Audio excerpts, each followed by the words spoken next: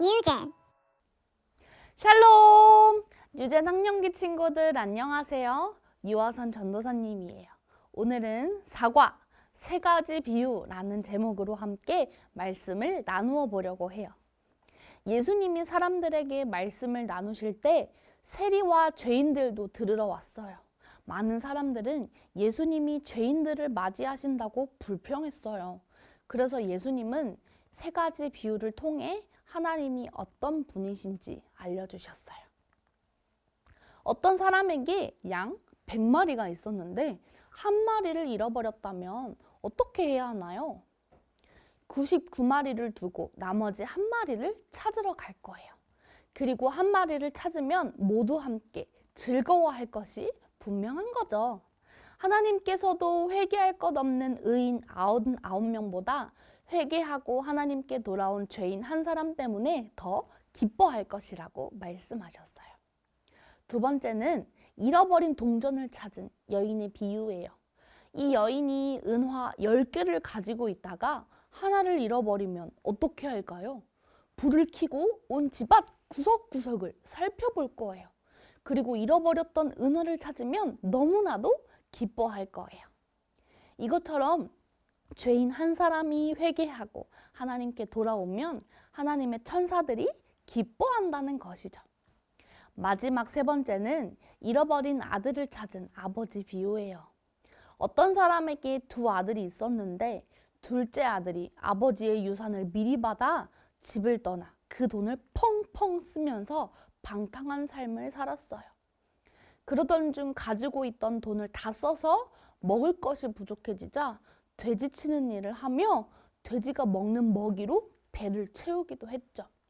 그래서 결국 작은 아들은 아버지의 집으로 돌아가 자신의 잘못을 빌고 그 집안의 종들처럼 일을 하기로 마음을 먹고 아버지의 집을 향해 돌아가던 중 멀리서 걸어오는 아들을 발견한 아버지는 아들을 용서하고 잔치를 벌였어요.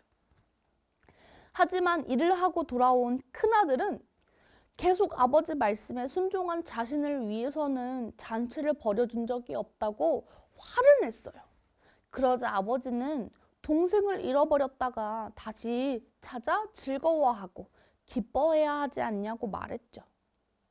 이 비유는 바리새인들과 종교 지도자들의 모습이 이야기 속 큰 아들과 같았어요.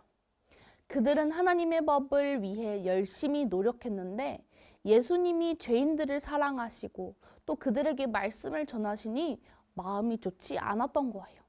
하지만 예수님은 오히려 죄인들의 친구가 되어주신다는 사실을 기억해야 해요. 여러분, 하나님은 이렇게 죄인인 우리가 하나님께 돌아오기를 바라세요. 잘못을 회개할 때 화를 내긴커녕 기뻐한다는 사실이에요. 예수님은 죄인들의 친구가 되어주셨어요.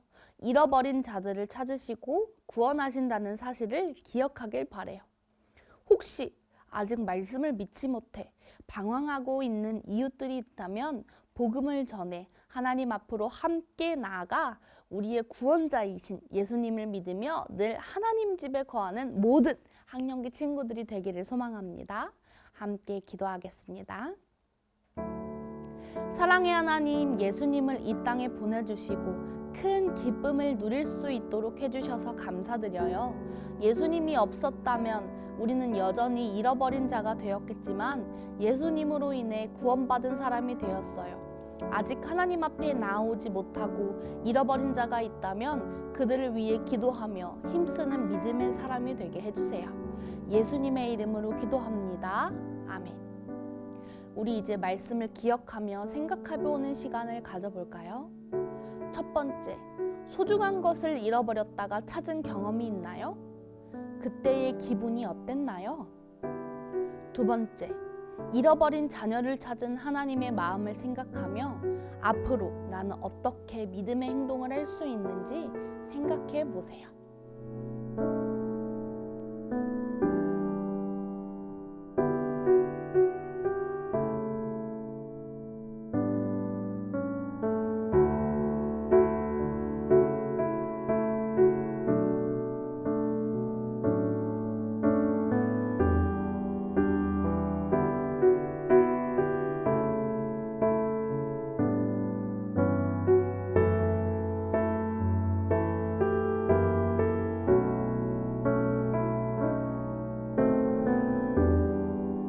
예수님이 우리에게 주신 구원의 기쁨을 맛보며 매일매일 말씀을 가까이 하는 학령기 친구들이 되길 바래요. 우리는 다음 주에 만나요. 안녕.